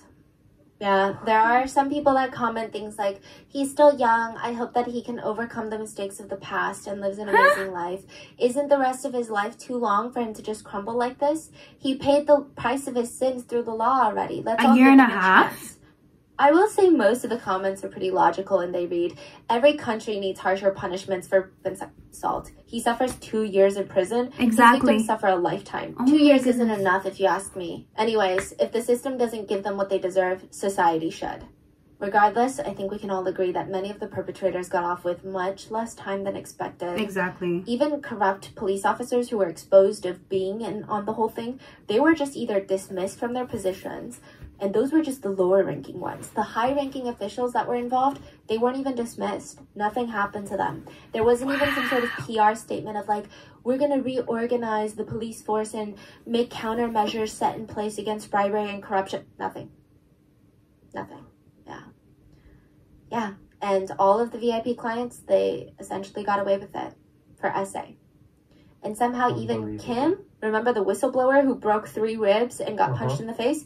He started the Blue House petition. Well, he gets arrested too for allegedly abusing 3 men and harassing people inside the Burning Sun, which half the people argue Kim is a wolf in sheep's clothing.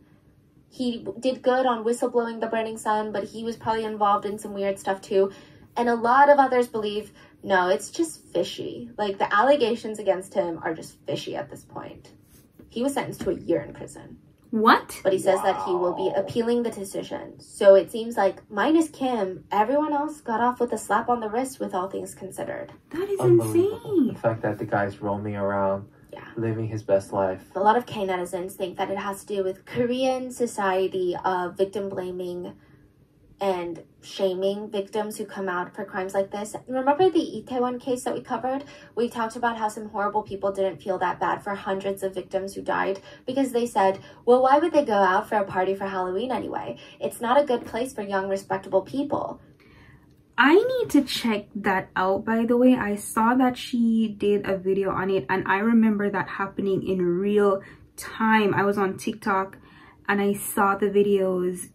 It's insane, but I want to react to that, and I'll talk more about that on that video. That's insane. A lot of families of victims for Itaewon wanted their names not to be made public because they were scared that their loved ones would be victim blamed. Wow. And it was the similar case with Burning Sun.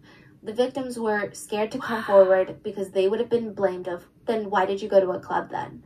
Wow. Well, that's just the risk you take as a woman at a club. Wow. And because there weren't really that many victims that spoke forward at the court, speaking directly on the case, they got off way too easy. I think the only way to combat that is for societies to speak up more about, support of victims, right? Yes. Like, that's the only way for other people to realize you're so dumb by saying that. Yeah.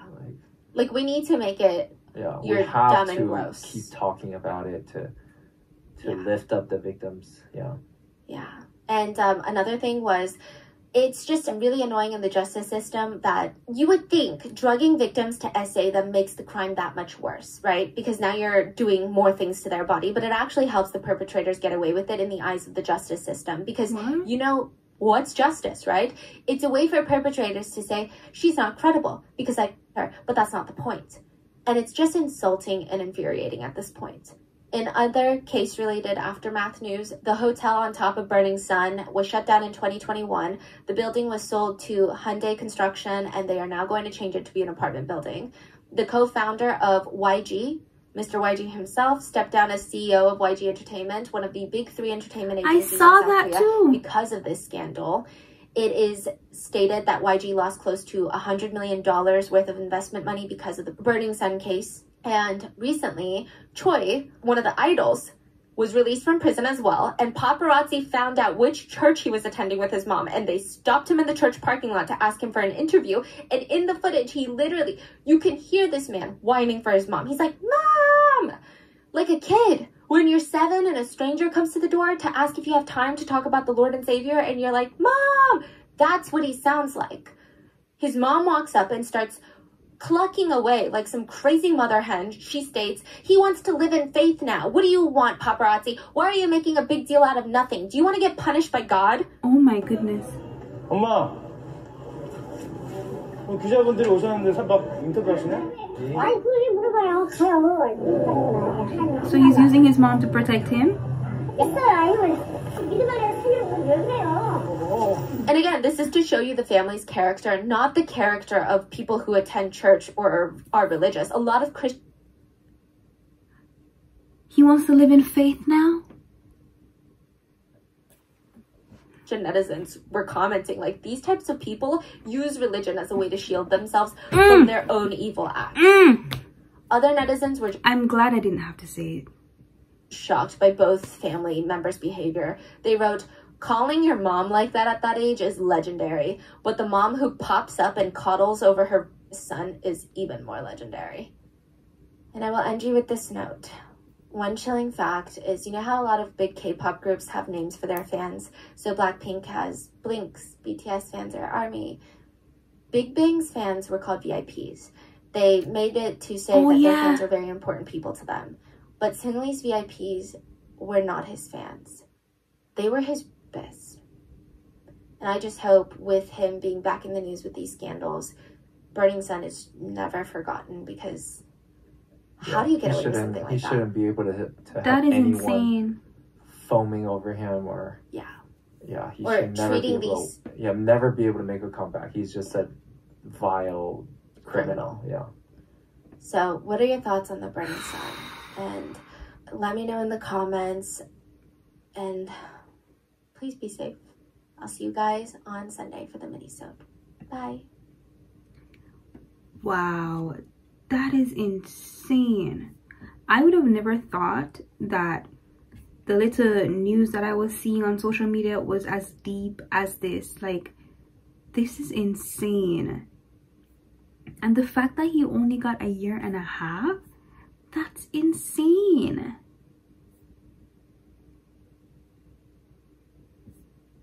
And I've noticed too, like through other pieces of media and stuff, that the way she mentioned, you know, the way how women are viewed in South Korea, and like when it comes on to issues of SA or anything where, you know, women are victimized like that, it's not looked upon, you know, in the best way. And that's really, really sad. That's really sad. Honestly, I feel so bad for like all the victims that had to go through this. Like, this is insane. And I mean, I don't remember if she mentioned how many years of operation the club had, but just think about like every single night, like women going through that for like maybe a couple years or however long this place was open for. That's a lot of women. And that makes me so wow. But let me know what you guys thought about this. Like, I'm interested to know. I did see that, you know, the news started popping up again because of the guy from the music label, but I didn't understand it. But let me know what you guys think below. You know, yeah, I have nothing else to say, guys. It's late here. I am going to bed. Thank you guys for watching this one with me. Let me know your thoughts, and I'll see you guys in the next video. Bye.